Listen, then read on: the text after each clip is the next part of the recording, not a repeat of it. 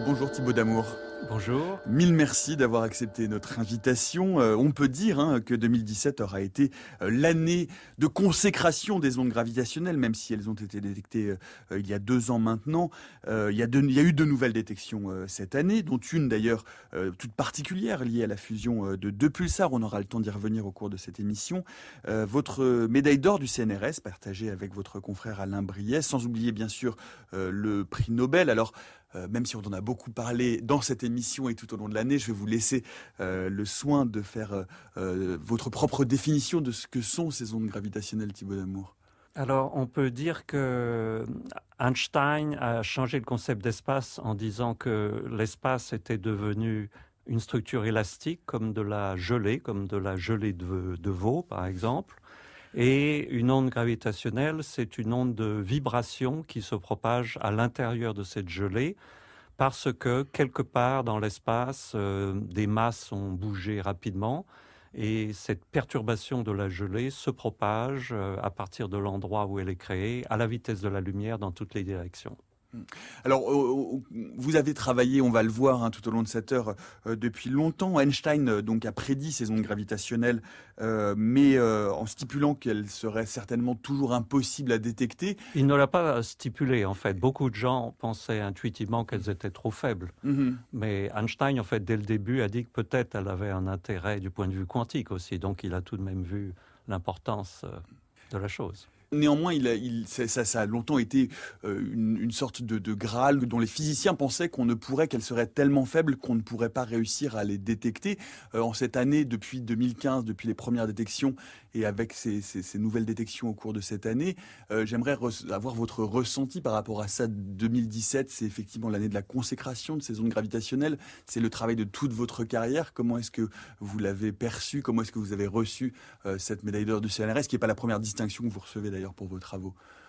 Oui, d'abord j'aimerais dire que quand j'ai commencé ma carrière de chercheur à 23 ans, j'ai rencontré dès le début Joe Weber qui avait déjà essayé de mettre en chantier des détecteurs d'ondes gravitationnelles déjà 15 ans auparavant.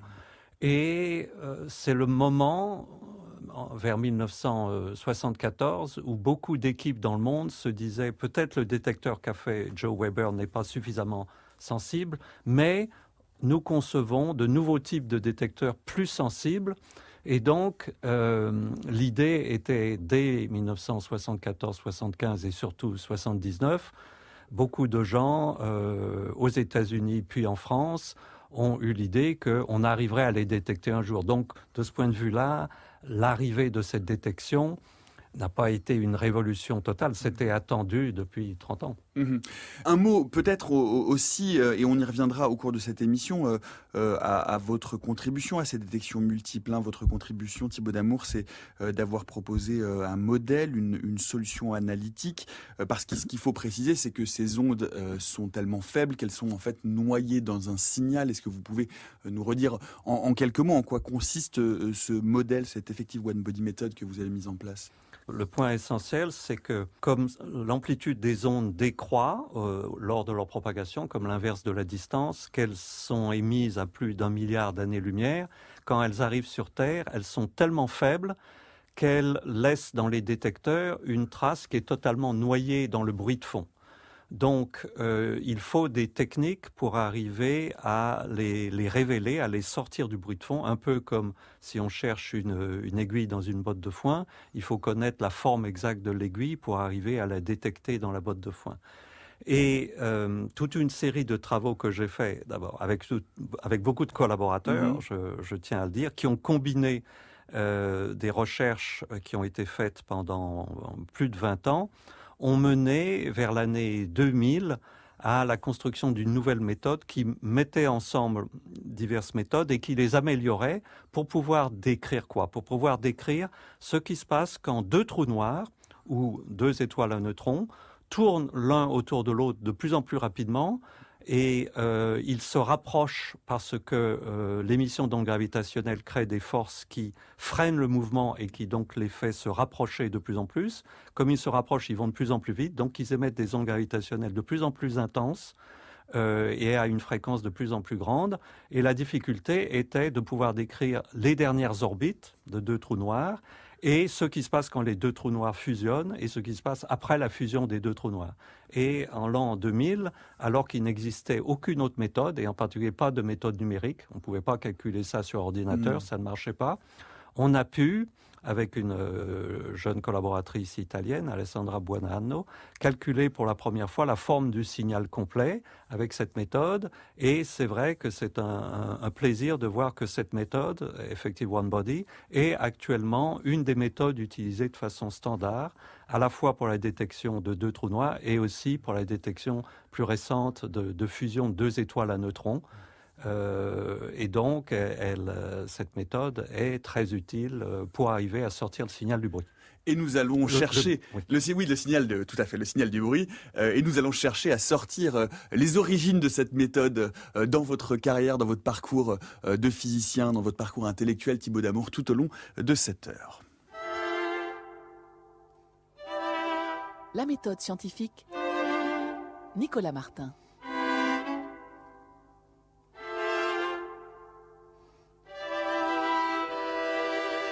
Et avec peut-être une première question que nous posons à tous ces invités, à tous ces grands explorateurs, puisque c'est le thème choisi par France Culture pour cette dernière semaine de l'année. Est-ce que vous croyez vous-même, Thibaut Damour, à la notion de vocation dans une carrière scientifique ? En tout cas, pour moi, je crois qu'on peut vraiment parler de vocation, parce que dans ma vie, je n'ai jamais rêvé de faire autre chose. À l'école, mes parents, surtout ma mère, a remarqué que j'étais doué pour les maths, puisque pendant longtemps, on ne fait pas de physique. Elle m'a même acheté tous les Bourbaki, c'est-à-dire un traité extrêmement avancé qui venait de paraître à l'époque quand j'avais 13-14 ans, et je n'en ai lu que quelques volumes. Et puis après, j'ai découvert la physique. J'avais un grand frère qui étudiait la physique à l'université. Il apportait de la bibliothèque universitaire des livres sur la théorie d'Einstein et même des articles d'Einstein. Et là, effectivement, j'ai été fasciné par Einstein, par les théories d'Einstein sur l'espace, le temps et un programme d'unification de toutes les interactions. Et là, très tôt, je me suis dit, bon, c'est ce que je veux faire, de la physique et si possible autour de l'héritage qu'Einstein nous a laissé. Vous avez été plus séduit. Il faut préciser que vous avez grandi dans une famille lyonnaise nombreuse. C'est votre frère Thierry, qui est 7 ans votre aîné, qui vous amène ces traités d'Einstein. Vous êtes le 9e de la famille. Et le dernier. Néanmoins, il y a un intérêt. Alors Bourbaki, il faut aussi peut-être rappeler que c'est ce Nicolas Bourbaki, que c'est en fait un collectif de mathématiciens, que c'est un personnage imaginaire et qu'il y a un certain nombre de traités qui sont des traités qui sont considérés comme assez révolutionnaires dans l'approche des mathématiques à la fin des années 60-50. Oui, Bourbaki a commencé dans les années 1930 ou quelque chose comme ça. Et il considérait que la façon de faire des mathématiques, des traités qui existaient à l'époque, des traités comme ceux d'Émile Picard ou des traités d'analyse, étaient pas assez rigoureuses, pas assez précises. Et donc, ils ont voulu refonder la mathématique sur des règles complètement claires, rigoureuses, en fait héritées des Allemands, qui avaient institué la rigueur à la Hilbert. Et ils ont rejeté beaucoup de choses. Par exemple, Poincaré a été totalement oublié à l'époque parce que c'était trop intuitif pour eux. Mais quand j'étais gamin, c'est vrai que cette façon de fonder les mathématiques sur quelques postulats abstraits aussi me fascinait. Même si en fait, aujourd'hui, on en est un peu revenu. Puisque il faut garder l'intuition même dans les domaines les plus abstraits des mathématiques. Donc les mathématiciens d'aujourd'hui, tout en reconnaissant la grandeur de Bourbaki, considèrent qu'il faut avoir une vision aussi plus intuitive de ce que c'est que faire de la recherche en mathématiques. Et donc finalement, vous êtes attiré, vous le dites, il y a une rencontre qui se fait avec la pensée d'Einstein, et très vite d'ailleurs, vous êtes attiré par la physique de deux corps dans le cadre de la relativité générale. Est-ce que vous vous souvenez de ce qui vous attire intellectuellement par cette physique précise ? C'est en fait, oui, un peu par hasard, mais il se trouve que Einstein avait été fasciné, lui, par le problème du mouvement dans sa théorie, puisque dans sa théorie, il essayait d'avoir une vision où il n'y avait pas de matière, c'est-à-dire il voulait représenter la réalité uniquement avec une théorie de l'espace-temps courbe, comme on dit, c'est-à-dire déformé, mais en essayant de dire qu'il n'y avait pas aussi, en plus de l'espace-temps, quelque chose qui représente des corps matériels. Et donc, en 1938, il a inventé une nouvelle méthode pour décrire le mouvement de deux objets, mais ces deux objets n'étaient pas justement des étoiles faites de matière, c'était des points singuliers dans l'espace-temps. Et l'avantage de cette méthode d'Einstein, et ce qui me fascinait dans cette méthode, c'est qu'elle permettait de calculer le mouvement de deux objets qu'aujourd'hui on appellerait des trous noirs, parce que les trous noirs, effectivement, ne sont pas faits de matière, il n'y a plus de matière, sans jamais rentrer à l'intérieur des corps, puisqu'il n'y a pas de corps, mais en décrivant le mouvement de l'extérieur.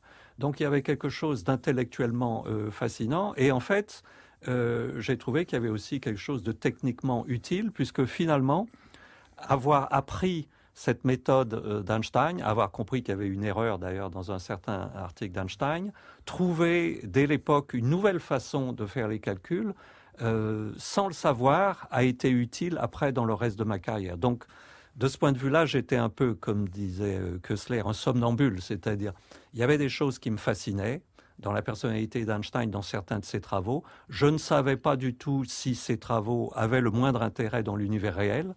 En fait, si j'avais parlé à un scientifique professionnel, mais il n'y en avait pas dans ma famille, à propos de ça, on m'aurait dit « Mais non, ça n'a aucun intérêt, c'est des vieux travaux d'Einstein de 1938, la physique actuelle, c'est la physique des particules, tu es doué pour la physique, ne perds pas ton temps à ça. » Mais j'ai eu la chance que, comme somnambule, ça m'intéressait, j'ai poursuivi ça, et c'est devenu intéressant plus tard. On a parlé de vocation, peut-être peut-on parler d'intuition. Vous l'évoquiez à l'instant, Thibaut Damour, j'en parlais dans l'introduction, vous avez détecté, alors ça n'est pas une légende puisque vous venez de le confirmer, vous avez détecté une erreur dans un des papiers d'Einstein à l'âge de 14 ans que vous avez corrigé ? Alors oui, sauf que en fait, pendant longtemps, j'ai dit à l'âge de 14 ans, je ne suis pas sûr moi-même de quand j'ai découvert cette erreur. J'ai commencé à étudier la théorie d'Einstein à l'âge de 14 ans. Je ne sais plus, il faudrait que je retrouve quand j'ai trouvé l'erreur. Mais c'est vrai que c'était un article d'Einstein et un de ses collaborateurs qui est lié justement à ce problème-là, le problème du mouvement de deux trous noirs, comme on dirait aujourd'hui. Et en le lisant, je me suis rendu compte qu'il y avait vraiment une erreur et j'ai trouvé quelle était la correction de cette erreur. Une erreur de calcul ? Une erreur dans l'équation ? Non, c'est une erreur conceptuelle plus une erreur de calcul, les deux. Et donc, c'est pas une erreur très importante puisque il y avait eu un article précédent où tous les calculs étaient corrects. Mais en tout cas, ça m'a donné confiance en moi. C'est-à-dire, je me suis dit bon, peut-être je comprends tout de même à peu près ce qui se passe là-dedans. Et donc, ça a joué de ce point de vue-là un rôle important. Un autre aspect, c'est que dans un de ces articles d'Einstein et de ses collaborateurs, il était écrit à la fin que les calculs étaient tellement compliqués qu'il ne pouvait pas donner le détail des calculs, le publier, mais que toute personne intéressée pourrait demander à l'Institute for Advanced Study à Princeton de voir le manuscrit contenant le détail des calculs. Et c'est ce que vous allez faire quelques années après en allant à Princeton. Et puis quand bien même vous auriez détecté cette erreur à 15 ans ou à 16 ans, on ne vous en tiendrait pas rigueur beaucoup, Thibaut Damour. La suite, avant d'arriver à Princeton, c'est l'école normale supérieure, une agrégation de physique en 1974, une thèse soutenue en 1979. Première thèse en 1974. 74, pardon. En France, à l'époque, il y avait deux thèses. Donc la première thèse, qui n'est pas une thèse de très haut niveau, thèse de 3e cycle, mais qui compte comme un PhD dans le système américain, et donc que j'ai passé aussi avec l'agrégation. Tout à fait. Et donc cette thèse de 1974 portait sur ? Alors, elle portait en fait sur le problème du mouvement, et même, c'est-à-dire du mouvement des corps en gravitation, donc la même chose, vous me direz. Et dans cette thèse, elle était technique, elle n'a pas de grandes découvertes, mais en fait, j'ai appris certaines techniques qui se sont révélées extrêmement utiles pour la suite et qui m'ont permis de résoudre des problèmes que d'autres personnes n'ont pas réussi à résoudre plus tard. Quel type, par exemple ? Donnez-nous un exemple précis, Thibaut Damour. Alors, quand on décrit le problème justement du mouvement de deux trous noirs, le problème c'est comme un trou noir, il n'y a pas de matière, comment on peut décrire la force gravitationnelle, le mouvement de ce trou noir, la force qui agit dessus, et comment aussi cet objet, comme il crée un champ gravitationnel, ce champ gravitationnel agit lui-même sur l'objet, réagit sur l'objet. Et quand vous faites des calculs mathématiquement, vous trouvez l'infini, c'est-à-dire vous trouvez quelque chose qui n'a pas de sens mathématique. Et donc, dans ma thèse, j'ai développé de nouvelles méthodes et j'ai appris des méthodes existantes pour arriver à traiter l'interaction d'un corps sur lui-même. Et ça joue un rôle très important jusqu'à aujourd'hui, puisque même il y a 2 ans, on a encore raffiné ces méthodes, parce que finalement, pour décrire le mouvement de deux trous noirs, on représente les trous noirs comme si c'était des points dans l'espace, même si en fait il n'y a pas de points. Mais il faut une technique mathématique pour arriver à comprendre comment un point qui crée un champ gravitationnel infini, mathématiquement, une singularité. Voilà, une singularité, comment tout de même on arrive à s'en sortir. Donc il y a tout un côté technique et j'ai appris ces techniques très tôt et j'ai même développé des nouvelles choses. Donc vous voyez, j'ai appris des choses qui m'ont été utiles pour la suite. Et la deuxième thèse que je mentionnais tout à l'heure, soutenue en 1979, concerne, elle, les propriétés thermodynamiques des trous noirs, cette fois-ci. Oui, en propriétés d'ailleurs mécaniques, thermodynamiques et quantiques des trous noirs. Et ça, c'est l'ensemble des travaux que j'ai commencé en allant à Princeton. Donc on peut parler de mon On peut parler de arrivée Princeton, à Princeton. mais j'aimerais tout de même revenir une dernière fois. C'est intéressant parce que dans la pensée d'Einstein, vous me corrigerez bien évidemment si je me trompe ou si je présente les choses de façon trop caricaturale. Dans la pensée d'Einstein, dans les écrits d'Einstein, les trous noirs c'était une solution à des équations, c'est-à-dire qu'il ne les envisageait pas vraiment comme des objets physiques cosmologiques. Est-ce que je me trompe ? C'est vrai, Einstein n'a jamais affirmé que les trous noirs étaient des objets réels. Mais il ne faut pas lui reprocher en disant tout le monde était convaincu que les trous noirs étaient des objets de la réalité et lui seul s'opposait à ça. Ce n'est pas du tout le cas. En fait, les trous noirs, c'est une solution qui a été des équations d'Einstein, a été trouvée sous une première forme 1 mois après la découverte des équations d'Einstein en novembre 1915, c'est-à-dire en décembre 1915, un collègue d'Einstein qui était sur le front russe parce que c'était la guerre de 14-18, trouve une solution mathématique qui s'appelle solution de Schwarzschild. Aujourd'hui, on l'appelle trou noir. Mais il a fallu 60 ans pour que cette solution, on comprenne qu'elle corresponde à quelque chose de réel dans l'univers. Un objet cosmologique. Un objet, astrophysique, cosmologique. Il y a eu une étape importante qui date de 1939, de Oppenheimer, mais même Oppenheimer, après 1939, n'a pas poursuivi la chose. Et personne n'y a cru jusqu'en 1969, en fait, et dans les années 70. Donc, vous voyez, il y a un très long temps de gestation conceptuelle, quelque chose qui est une structure mathématique, mais qui semble très bizarre, pour qu'on ne va pas rentrer dans le détail, mais effectivement, quand on regarde cette solution, il y a des singularités, il y a des choses qui, mathématiquement, sont mal définies. Qui tendent vers l'infini, comme vous le disiez tout à l'heure. Qui tendent vers l'infini, même si en fait, l'infini qui a l'air évident dans ce trou noir, c'est pas l'infini que l'on voit, donc c'est en fait un faux infini, mais il a fallu 50 ans, 60 ans pour comprendre, aller au-delà de cette espèce de barrière conceptuelle. Et il a fallu la découverte des étoiles à neutrons qui datent... les étoiles à neutrons, c'est la découverte des pulsars en 1967. Elles ont été découvertes conceptuellement avant, mais dans l'univers réel, c'est 1967. Il a fallu la découverte des sources X binaires. Donc tout ça, en fait, c'était très peu de temps avant que j'arrive à Princeton. Ça date de la fin des années 60, des années 1970. Donc quand j'arrive à Princeton en septembre 1974, j'ai 23 ans, j'arrive à la Mecque, en fait, de la recherche sur les trous noirs, les ondes gravitationnelles et les étoiles à neutrons, dans le groupe de John Wheeler et surtout avec Remo Ruffini, un chercheur italien avec qui j'ai eu la chance de travailler et qui m'a appris une approche intuitive, conceptuelle de cette physique, de la physique des trous noirs et des ondes gravitationnelles. Et quand vous arrivez à Princeton, Thibaut Damour, vous allez précisément en quête de ces notes d'Einstein dont il spécifiait, comme vous le racontiez tout à l'heure, que tout chercheur qui voudrait des détails pouvait aller les consulter parce que c'était des calculs trop complexes pour être intégrés à cette publication. Et donc vous vous rendez chez lui, vous contactez la secrétaire d'Einstein qui vit encore dans son ancienne maison. Voilà, je vais à l'Institute for Advanced Study, je demande à voir le manuscrit. On me dit revenez demain pour voir la secrétaire d'Einstein, c'est elle qui a le manuscrit. La secrétaire d'Einstein me dit le lendemain, venez donc le surlendemain chez moi, c'est-à-dire chez elle, ça voulait dire elle habitait dans la maison d'Einstein, 112 Mercer Street, et donc je me retrouve une après-midi dans la maison d'Einstein, ce qui pour moi est quelque chose d'important, avec cette vieille dame absolument charmante qui m'a raconté beaucoup d'anecdotes. Par exemple ? Alors, en particulier sur les liens d'Einstein avec le spiritualisme hindou.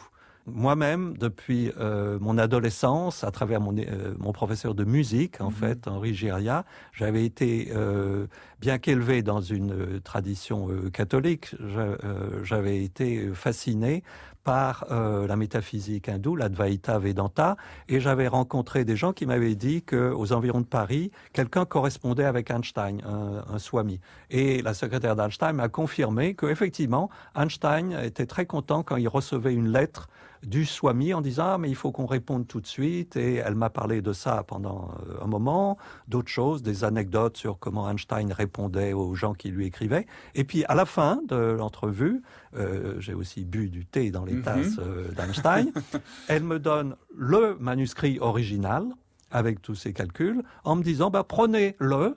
Et rapportez-le quand vous n'aurez plus besoin. Donc je sors tout tremblant, parce que c'est le manuscrit original.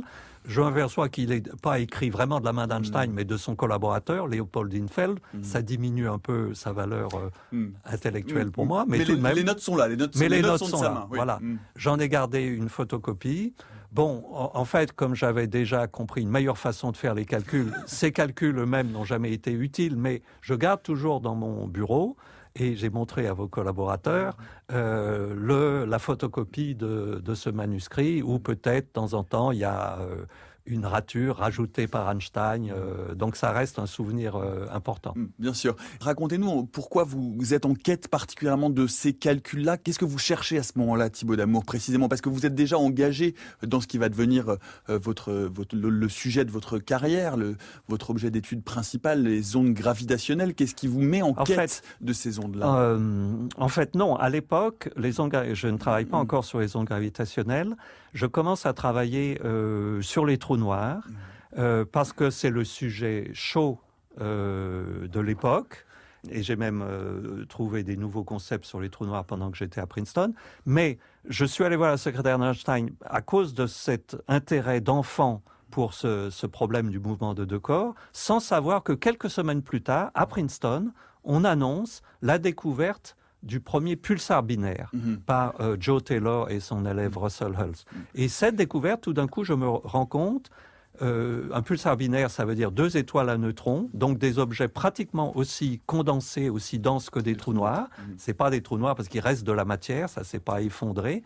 Mais tout d'un coup, je me suis dit, mais mon intérêt, comme ça, depuis mon enfance pour les études d'Einstein sur le problème de deux singularités, va sans doute être utile parce que deux étoiles à neutrons sont tellement denses qu'on ne peut pas utiliser les mêmes méthodes que pour décrire le mouvement de la Terre autour du Soleil. La Terre, elle n'est pas dense du tout. On peut utiliser des méthodes d'approximation habituelles.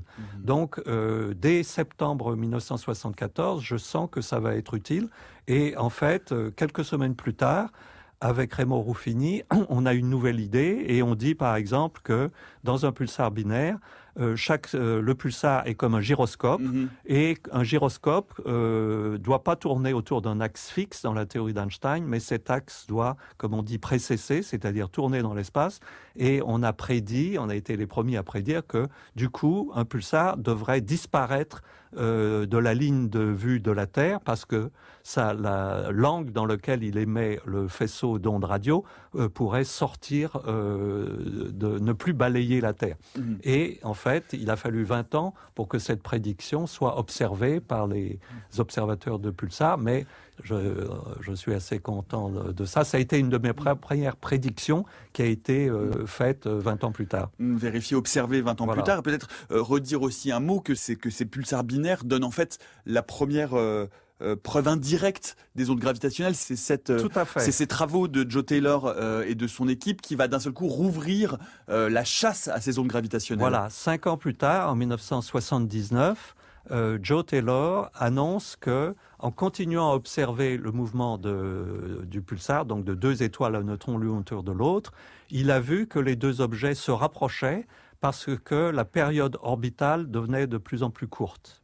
Et à ce moment-là, les théoriciens se sont dit, mais est-ce que c'est une vraie prédiction prouvée de la théorie d'Einstein, ça ? Il y avait un raisonnement que vous rappelez qui est indirect, qui consiste à dire un objet comme ça, deux objets émettent des ondes gravitationnelles, donc ils doivent perdre de l'énergie à l'infini sous forme d'ondes gravitationnelles, et il faut bien que quelqu'un paye ça, la perte d'énergie, et donc ils doivent se rapprocher pour compenser cette perte d'énergie.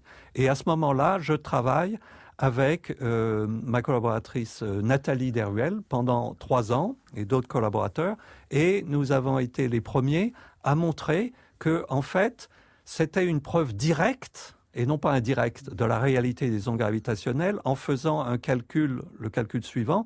Quand vous avez deux objets qui tournent l'un autour de l'autre, la force gravitationnelle qui agit sur l'objet que vous observez, disons le pulsar, il a fallu qu'elle vienne du compagnon. Chez Newton nous dit que la force gravitationnelle est instantanée, elle se propage tout de suite. Einstein nous dit non, la force gravitationnelle se propage sous forme d'ondes gravitationnelles. Et donc, ça met un certain temps à venir. Et donc, la force gravitationnelle agissant sur le pulsar a mis 1 seconde pour venir du compagnon, parce qu'il est à environ 300 000 km, ça se propage à la vitesse de la lumière. Et ce décalage temporel, on a été les premiers à calculer l'effet de ce décalage temporel et de trouver que ça créait une force de freinage qui, effectivement, faisait se rapprocher les deux objets. Donc, en fait, nos calculs ont montré que c'était une preuve directe de la réalité de la propagation de l'interaction gravitationnelle par onde. Et le prix Nobel a été attribué à Joe Taylor et Russell Hulse, justement pour avoir prouvé la réalité des ondes gravitationnelles. C'est aussi pour ça, vous voyez, que quand vous disiez avant, est-ce que en 2015-2017, ça a été pour moi une grande surprise ? Comme en tant que théoricien, on avait prouvé dès 1980 que effectivement la théorie prédisait ça et que c'était en accord avec l'expérience, on savait depuis 1980 que les ondes gravitationnelles existaient dans la nature. On ne les avait pas encore vues arriver sur Terre, mais donc ça n'a pas été une surprise. Et puis qui me permet à merveille d'enchaîner sur l'IHES et reprendre le fil de votre carrière, avec votre entrée dans cet établissement de recherche qui est une sorte de télème des physiciens et des mathématiciens, un Princeton à la française, l'Institut des hautes études scientifiques, fondé en 58, d'abord à Paris, puis délocalisé au sein d'un immense parc arboré à Bure-sur-Yvette. Bonjour Mathieu Lefrançois. Bonjour Nicolas, bonjour à tous et à toutes. Et vous avez eu la chance et le privilège d'aller marcher dans les pas du fantôme de Grothendieck, perdu entre un thé brûlant et quelques notes de piano. Effectivement, avec Hugo Bartholomei, nous sommes allés chercher l'inspiration et nous imprégner de l'atmosphère du domaine de Bois-Marie, au milieu duquel se trouve l'IHES. Nous y avons rencontré Emmanuel Hulmeau, mathématicien de formation, il dirige l'Institut depuis 2013. Je lui ai demandé le type de recherches qui se font sur place et surtout ce qui rend ce lieu si atypique.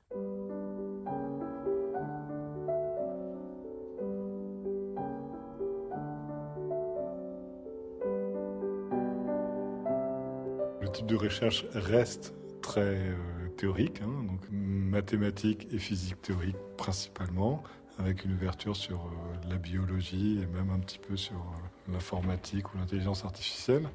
Un point clé pour nous, c'est qu'on ne cherche pas particulièrement des gens dans des sujets, on cherche des individus exceptionnels qui font qu'un sujet avance fortement. On a une spécificité, c'est d'essayer de recruter les gens très jeunes. La moyenne d'âge des recrutements en maths à l'IHES, c'est 31 ans. Sur 11 qu'on a recrutés, 7 ont eu la médaille Fields.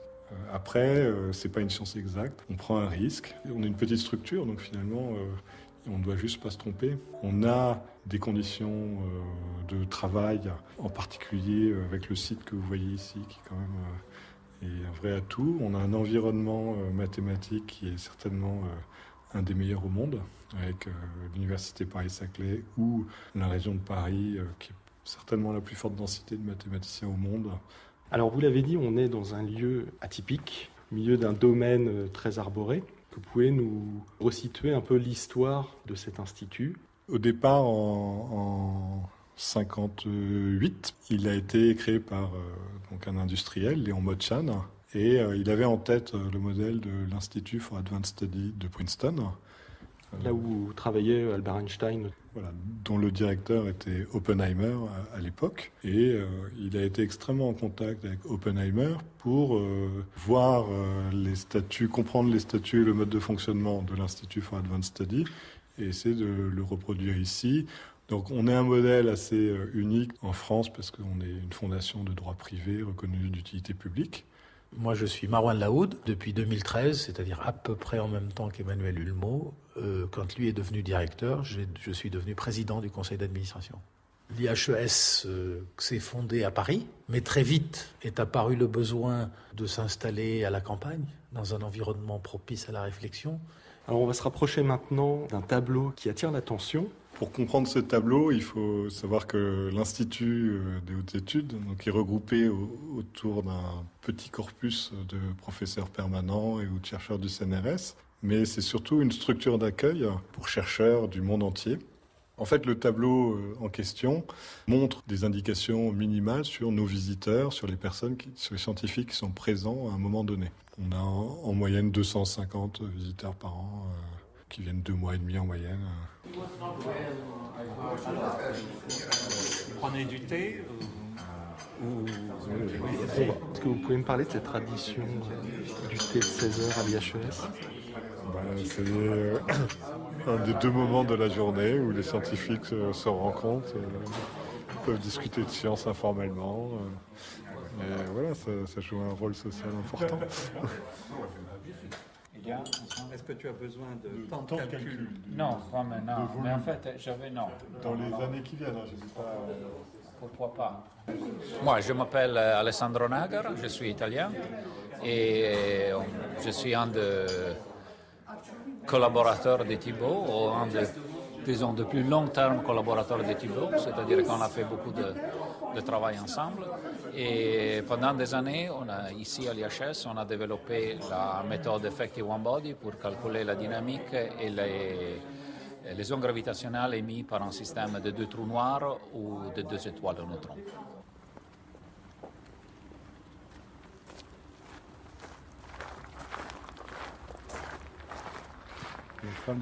Donc là, nous avons une pianiste, c'est ça?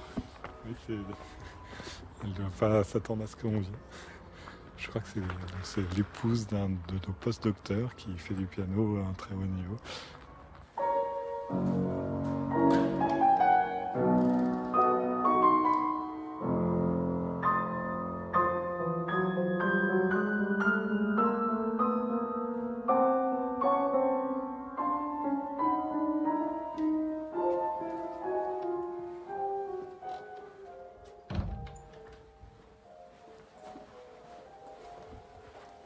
Là, nous sommes dans l'amphithéâtre. C'est là qu'ont lieu les événements principaux qu'on organise, donc les grandes conférences, les lectures publiques. On a un projet qui est imminent de regrouper toutes les vidéos de l'IHES, de l'Institut Henri Poincaré et du CIRM pour faire une plateforme de vidéos de diffusion commune qui sera, je pense, la plus grande bibliothèque d'événements mathématiques au monde. L'histoire de l'IHES est très marquée par les mathématiques. Il y a aussi des physiciens, comme Thibaut Damour. Comment se passe finalement la collaboration entre ces 2 mondes? De par les individus qui sont là, il y a un dialogue extrêmement fructueux entre matheux et physiciens. Certains des matheux qui sont ici ont un background physique extrêmement prononcé. Maxime Kontsevich, qui est vraiment identifié comme un matheux, médaille Fields, a reçu le Breakthrough Prize d'abord en physique puis en maths. Et les physiciens qui sont ici sont des consommateurs de mathématiques avancées. Donc ça va vraiment dans les 2 sens. Moi qui étais dans un labo de maths très longtemps, j'ai jamais entendu parler autant de physique que depuis que je suis arrivé, où on m'explique des ondes gravitationnelles au quotidien et c'est un des grands plaisirs d'être ici. deux choses qui sont complémentaires. C'est l'excellence, l'excellence, l'excellence, la sélection, la sélection, la sélection. La contrepartie, c'est fournir l'environnement adéquat et donner toute liberté. C'est ce qui permet à l'être humain de se dépasser et d'aller toucher les étoiles.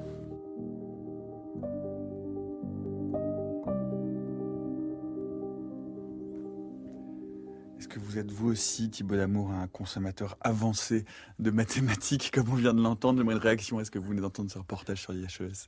Oui, c'est vrai, le mot consommateur est juste parce que je ne comprends pas les dernières avancées de la recherche mathématique, même si je discute avec mes collègues pour essayer de mieux comprendre ce qu'ils font. Mais en revanche, dans mon parcours de physicien, j'ai vu arriver des objets mathématiques que je ne connaissais pas et j'ai donc dû demander et apprendre des aspects relativement sophistiqués de certains types de mathématiques comme les algèbres de Kac-Moody qui sont des algèbres de Lie de dimension infinie parce qu'elles sont sorties de la théorie des cordes et la théorie d'Einstein. Un mot plus général sur ce qu'on vient d'entendre, sur ce cadre de travail, de recherche. Je disais à la manière d'un clin d'œil en présentation, cette télème des physiciens et des mathématiciens. Est-ce que c'est cet endroit idéal que l'on vient d'entendre pour développer précisément ces travaux de recherche comme vous avez pu le faire depuis un certain nombre d'années? Oui, ça je dois dire que c'est très vrai. On pourrait croire que c'est un peu ringard, mettre les gens à la campagne dans un cadre, ils vont s'endormir, pas du tout. Au contraire, je dois beaucoup à l'IHES. D'abord, avant j'étais au CNRS et donc ça a été très important pendant longtemps d'avoir un poste permanent, de pouvoir travailler avec d'excellents collaborateurs. Mais le jour où on m'a offert en 1989 un poste à l'IHES, ça m'a obligé à travailler encore plus profondément, à essayer d'ouvrir les sujets sur lesquels je travaillais. C'est-à-dire, au lieu de me reposer sur mes lauriers et de me dire, bon, là, on est dans un cadre agréable, ça m'a permis de faire venir des collaborateurs. Par exemple, un certain nombre de collaborations avec Joe Taylor ont été faites à l'IHES. Comme on a entendu, Alessandro Naga, avec qui j'ai développé la méthode Effective One Body, est resté 9 ans à l'IHES à travailler avec moi. Alessandra Buonanno, avec qui j'avais travaillé avant, était restée 2 ans. Donc, dans ma carrière, j'ai eu une centaine de collaborateurs et au moins une cinquantaine ou plus, j'ai travaillé avec eux à l'IHES. Et pour certains d'entre eux, beaucoup les Russes par exemple, comme Sacha Polyakov, en fait le travail se fait en se promenant dans les bois dans le parc de l'IHES. C'est des gens qui n'aiment pas en général rester enfermés dans une pièce. Et puis, même si ça paraît un peu bébête de se dire à l'époque moderne des communications par électronique, à quoi ça sert que les gens soient ensemble dans la même pièce puisqu'ils peuvent communiquer par Internet? Eh bien non, en fait, être face à face du même tableau, écrire à la craie sur un tableau, souvent dans ma carrière, et y compris très récemment, j'ai vu que de nouvelles idées sortaient. Donc, l'IHES a été une structure extrêmement importante et continue à l'être pour moi. Parlez-nous précisément, hein, vous nous en avez touché un mot au début, mais maintenant qu'on en a parlé un peu plus longuement, maintenant qu'on en sait un peu plus sur ces ondes gravitationnelles et sur leur histoire, parlez-nous de l'apparition de cette formalisation de cette méthode Effective One Body que vous avez mise en place, sur laquelle vous avez longuement travaillé pour aboutir à un résultat en l'an 2000. Alors, d'abord, j'aimerais dire qu'elle est fondée sur des choses qui ont été faites avant. J'ai évoqué tout à l'heure les premiers travaux avec Nathalie Deruel sur l'interaction entre deux corps. Ces travaux, je les ai ensuite prolongés avec d'autres collaborateurs, en particulier Gerhard Schäfer, un Allemand, et Piotr Jaranowski, un Polonais. Et puis, un de mes collaborateurs très importants pendant longtemps a été Luc Blanchet, qui ensuite a continué lui-même avec son propre groupe. Et avec Luc Blanchet, Gerhard Schäfer, Piotr Jaranowski, on a développé de nouvelles méthodes pour calculer le mouvement de deux trous noirs ou de deux étoiles à neutrons, au-delà de l'approximation que je connaissais quand j'étais gamin, bien au-delà de l'approximation qu'Einstein, Infeld et Hoffman avaient faite en 1938, mais en prolongeant ces méthodes-là. Et aussi, on a amélioré, bien au-delà de ce que Einstein avait fait en 1916, où il avait calculé quelle est l'émission d'ondes gravitationnelles par des corps qui bougent. On a pu créer une théorie de l'émission d'ondes gravitationnelles, en particulier par un système binaire, avec une très grande approximation. Mais ces méthodes-là, si elles restent la base, le fond essentiel sur lequel on travaille, elles perdent leur validité quand les deux objets se rapprochent et tournent de plus en plus vite. D'abord parce qu'ils vont de plus en plus vite, qu'ils émettent une amplitude gravitationnelle de plus en plus grande et qu'à une fréquence de plus en plus grande. Donc ces méthodes, qui restent la base de tout le reste, ne deviennent plus, perdent leur validité. Et donc, il a fallu, et ça c'est quelque chose que j'ai réalisé vers l'an 2000, inventer une nouvelle étape, utiliser ces résultats-là, mais les mettre à l'intérieur d'un nouveau formalisme qui permet de prolonger leur validité et de décrire ce qui se passe lors des 5 dernières orbites, où ça va vraiment très vite, et aussi lors de la fusion des 2 trous noirs. Et cette méthode Effective One Body, je ne vais pas la décrire techniquement, mais l'idée essentielle consiste à dire que on peut remplacer un problème à 2 corps, c'est-à-dire où il y a 2 corps qui se déplacent dans l'espace l'un autour de l'autre, par un problème fictif, qu'on appelle effectif en anglais, d'un seul corps, une petite masse qui tourne à l'intérieur d'un espace-temps courbe fixé, mais pas encore inconnu au début du calcul. Et toute la difficulté est de se dire dans quel espace-temps courbe faut-il qu'une petite masse se déplace pour que le mouvement de cette petite masse dans un espace-temps courbe donné soit équivalent au mouvement de 2 corps l'un par rapport à l'autre. Donc voilà, c'est ça l'idée de cette méthode. Et en fait, cette méthode s'est révélée être très efficace. Elle permet de réutiliser des informations qui existaient et qui cessaient d'être valables. Et maintenant, mises dans une nouvelle forme, on peut réutiliser cette information et décrire ce qui se passe dans les dernières orbites et lors de la fusion des trous noirs. Je dois dire aussi qu'un élément de cette méthode est quelque chose que j'avais appris dès 1974 à Princeton avec Remo Ruffini, où Remo Ruffini, avec ses collaborateurs, avait fait des études de petites masses qui tombaient dans les trous noirs et où ils avaient découvert certaines structures, et en particulier des structures trouvées pour la première fois par un Indien, Vishveshvara, que un trou noir est un objet élastique aussi, qui, quand quelque chose tombe à l'intérieur du trou noir, se met à vibrer comme une cloche. Et donc, un trou noir a des modes de vibration, et l'existence de ces modes de vibration d'un trou noir joue aussi un rôle élément. Après la fusion des 2 trous noirs, ce qui est formé par la fusion de 2 trous noirs, c'est un trou noir, à la fin, plus gros que les 2, mais ce trou noir est créé dans un état qui n'est pas à l'équilibre, et donc il se met à vibrer et à émettre aussi des ondes gravitationnelles caractéristiques. Donc il a fallu, vous voyez, mettre ensemble plusieurs choses que j'avais apprises tout au long de ma carrière.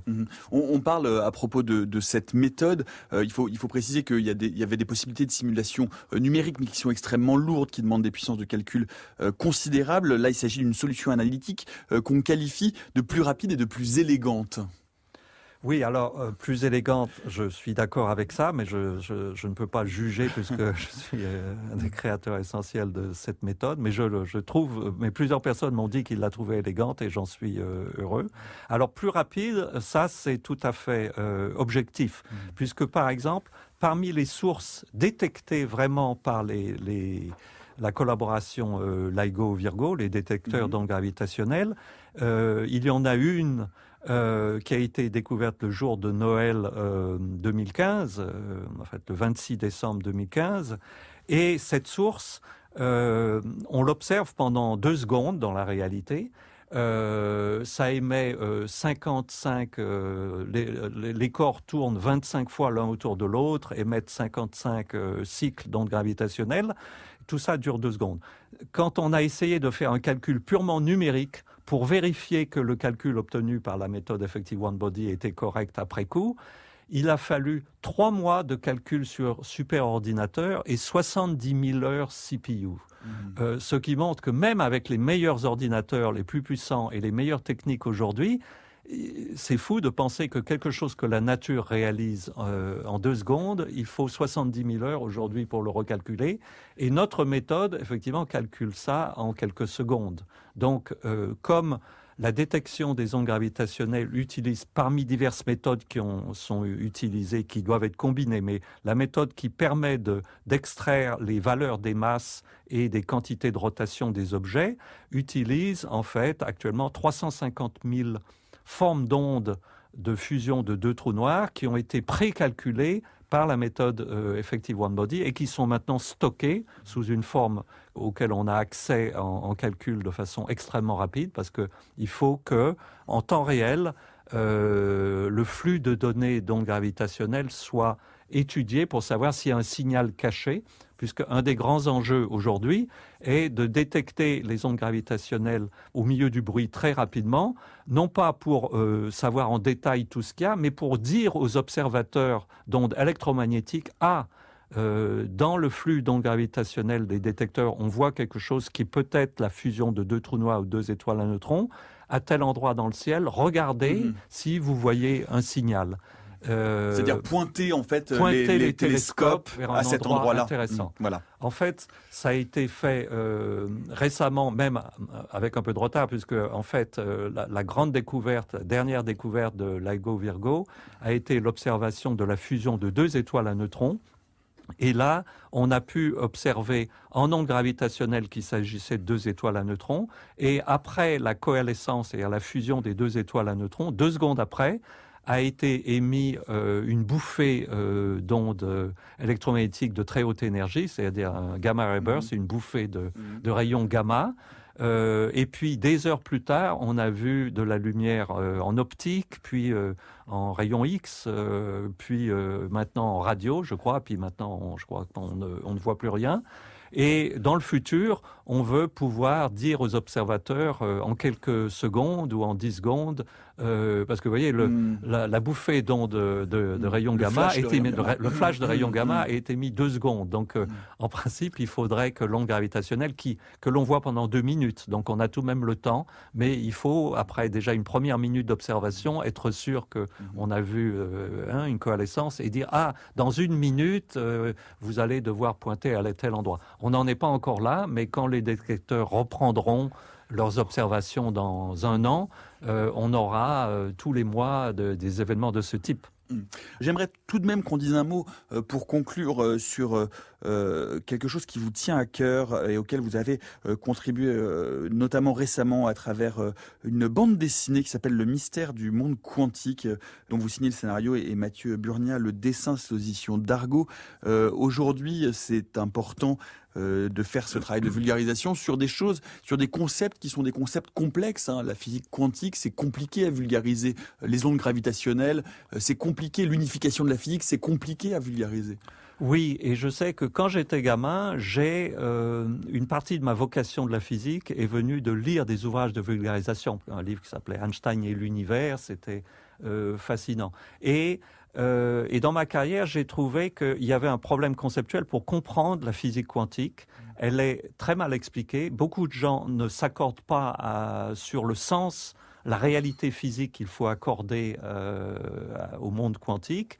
Et donc, je tenais à rendre le type d'information qui m'a été utile quand j'étais gamin pour que les jeunes aujourd'hui, d'ailleurs les jeunes de 9 à 99 ans, peuvent lire cette bande dessinée, sans concession, c'est-à-dire il n'y a pas de simplification outrancière, on entre un peu dans les détails, mais en même temps il y a l'histoire d'un espèce de Tintin et Milou, un détective avec son chien, qui essaye de comprendre qu'est-ce que, pour nous tous, nous dit la réalité quantique? Qu'est-ce que ça veut dire dans le monde réel? Parce que derrière la vocation et derrière mes travaux scientifiques, vous savez, il reste l'interrogation philosophique et intuitive d'un gamin qui, enfant, voulait comprendre l'univers. Qu'est-ce que c'est? À quoi ça sert? Pourquoi l'univers est comme il est? Ce monde étrange dans lequel nous sommes? Qu'est-ce que nous comprenons? Et donc ça reste une quête essentielle et j'ai compris quelques éléments de l'univers et donc j'ai essayé de partager cette compréhension, en particulier à travers cette bande dessinée. Une dernière question pour conclure, Thibaut Damour, une question qu'on pose à tous les grands explorateurs que nous recevons au cours de cette semaine. Est-ce que la question de la postérité se pose pour vous dans votre carrière ? Non, pas du tout. Jamais j'ai le sentiment de dire est-ce que je laisserai quelque chose ou pas. Il y a un tel plaisir intellectuel tous les jours. D'abord, il y a un plaisir à long terme. J'ai eu la chance que certains de mes travaux soient utiles pour comprendre le monde réel. Donc, certaines de mes découvertes sont utilisées par les observatoires de pulsars binaires, par les gens qui détectent les ondes gravitationnelles. Donc ça, c'est un plaisir intellectuel profond. Mais même, évidemment, c'est un plaisir profond. Mais tous les jours, même si c'est dur, le travail scientifique n'est pas une chose facile. Il ne s'agit pas de rêver à l'univers. Il faut faire des calculs, comprendre des choses compliquées, trouver des choses nouvelles. Mais on trouve toujours des choses qui sont intellectuellement belles, satisfaisantes. Et c'est un tel plaisir, je veux dire... Travailler, je travaille de 9h du matin à 9h du soir depuis que j'ai 14 ans et je n'envisage pas d'arrêter. Vous savez que Einstein était à l'hôpital. Un jour, il a demandé à sa secrétaire de lui apporter ses feuilles de calcul. Il a fait des derniers calculs. Il a posé ses feuilles de calcul sur la table à côté de son lit et il est mort dans la nuit. C'est-à-dire jusqu'à son dernier souffle, Einstein a essayé de comprendre des choses, même s'il n'avait pas beaucoup d'espoir que ses dernières recherches portent des fruits. Simplement, le plaisir de la recherche, comprendre quelque chose de ce merveilleux univers dans lequel nous sommes plongés, est un plaisir en lui-même essentiel. Et vous recevoir était un plaisir, Thibaut Damour. Merci beaucoup d'avoir accepté notre invitation. Je rappelle que si vous ne comprenez pas grand-chose à la mécanique quantique et à la physique quantique, ou si vous avez tout compris mais que vous voulez l'approcher par un autre angle, par un autre aspect, et puis nous sommes dans la période de Noël, donc si vous reste encore quelques cadeaux à faire, allez donc vous procurer Le Mystère du monde quantique. Thibaut Damour et Mathieu Burnia, c'est aux éditions d'Argo.